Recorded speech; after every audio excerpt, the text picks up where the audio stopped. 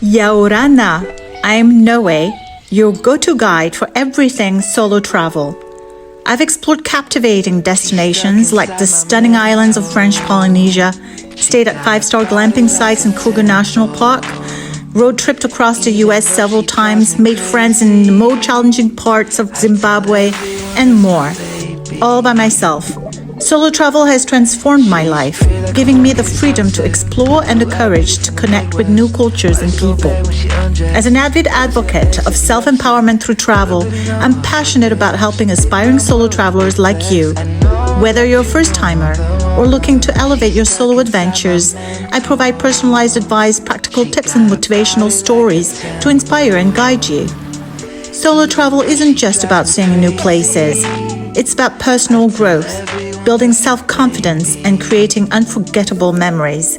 Ready to embark on your own solo adventure? Let's start this incredible journey together.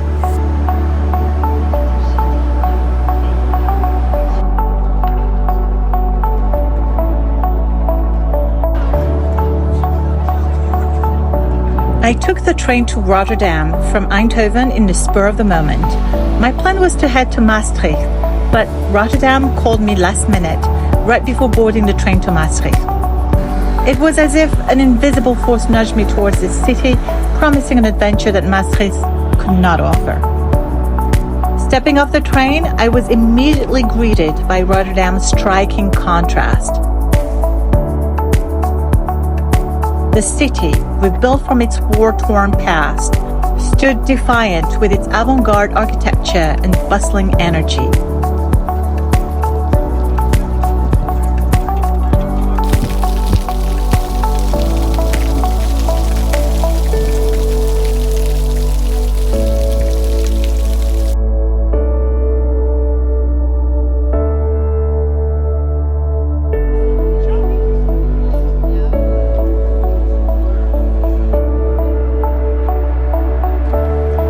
My first stop was the iconic cube houses.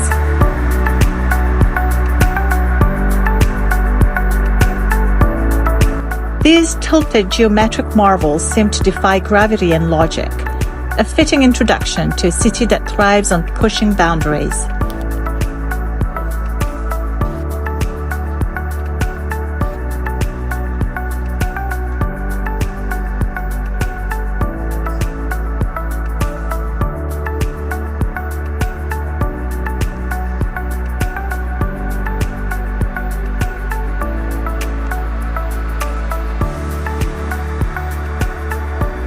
As I wandered through the houses, I felt a sense of wonder, as if I had stepped into a fantastical world where the ordinary became extraordinary.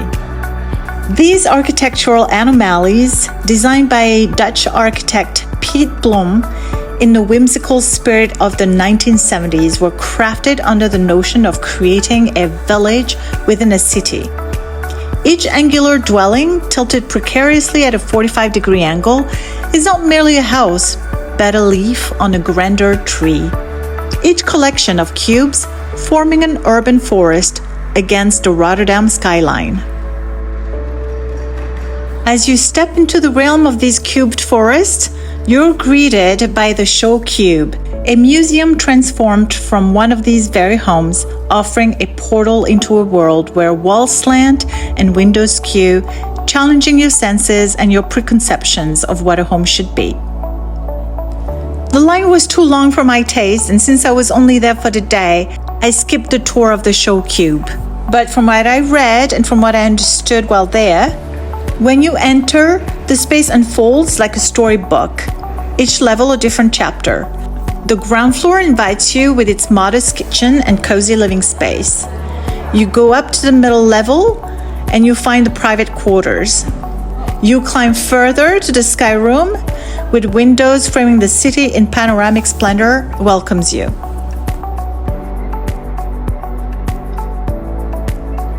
These cubes, though firmly rooted on their hexagonal pylons, seem to dance lightly above the ground, a testament to Blom's vision of harmony and community within the urban sprawl. Here, amidst the cacophony of the everyday, the cube houses stand as a silent testament to Rotterdam's resilience and its embrace of the avant-garde. They are not merely structures, but storied abodes, each angle and edge narrating tales of architectural defiance and whimsy. A concrete forest where the mundane meets the magical.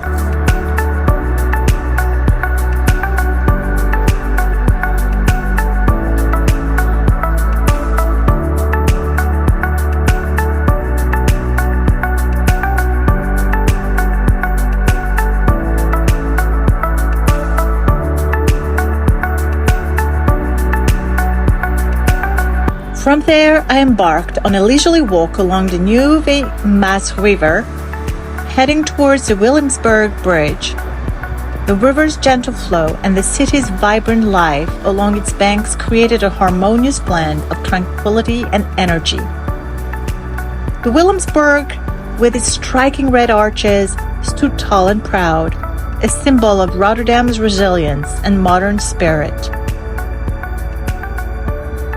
Continuing my journey, I strolled along the Maas Boulevard, a promenade offering stunning views of the river and the city's dynamic skyline. Here to see three things: the cube houses, the dog park, and the Phoenix, and much less touristy location for food exploration.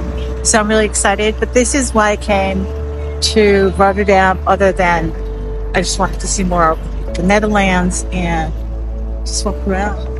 It's beautiful. Really cool here, and it's beautiful weather. I couldn't ask for a better day. Stay tuned.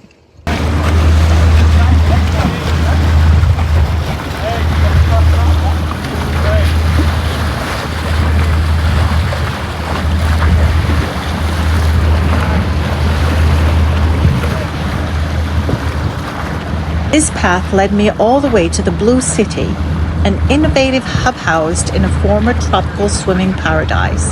This repurposed place buzzed with creativity and sustainability, reflecting Rotterdam's forward-thinking ethos.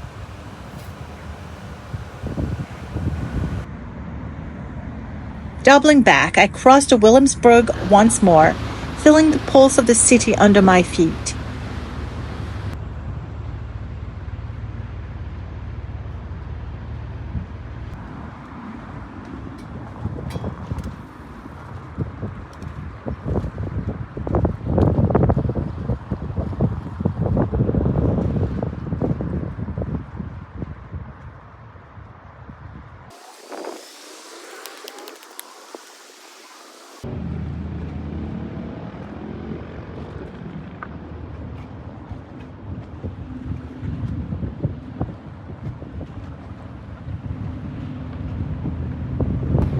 Okay, let's talk about transportation. It couldn't be easier to travel here from city to city, from village to village. It's so easy. It's so easy. So you have no excuse. You have to come here and experience the Netherlands for yourself. One big tip that I found that I learned, Omio is one of the main apps to travel throughout Europe.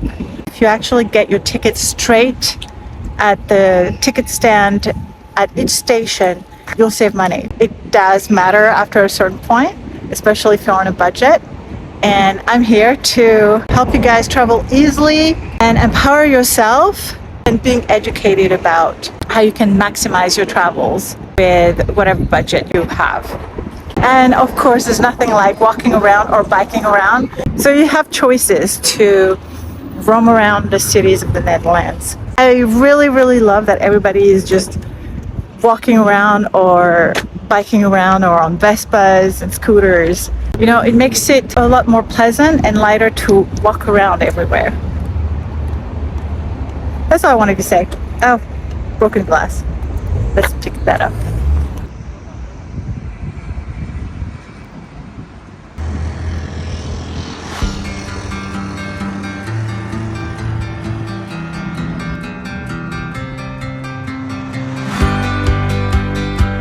My destination was the food hall in Rotterdam, a culinary haven promising a feast for the senses. I had my heart set on dining at Nunchi, a Korean restaurant, but fate had other plans for me. It was closed for a private event.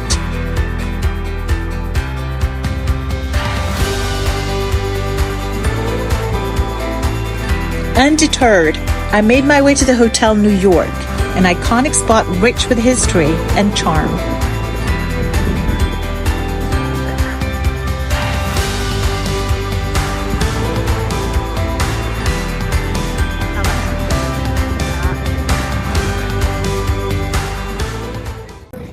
You won't believe this. The Finnish food court is closed. The entire venue is closed for a private event. But there's plenty of other restaurants around, so that's what we'll do.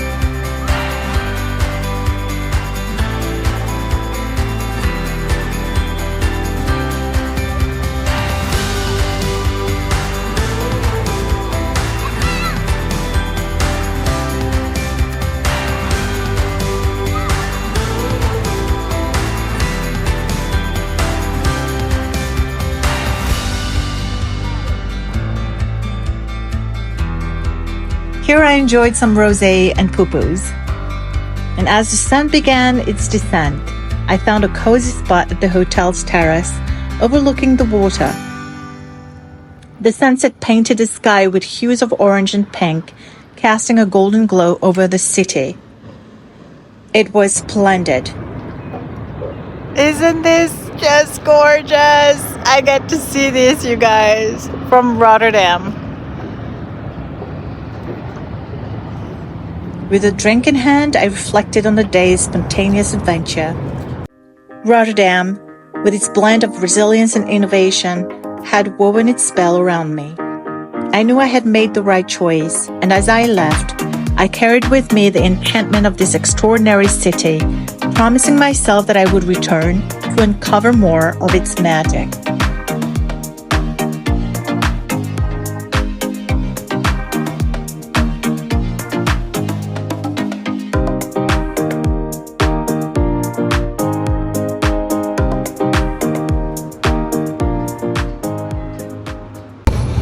It's a wrap for me here in Rotterdam. I'm walking back to the Rotterdam Central train station. I had a great time here. It is a beautiful city indeed, and I hope that I come back one day to explore more. There's so much to see.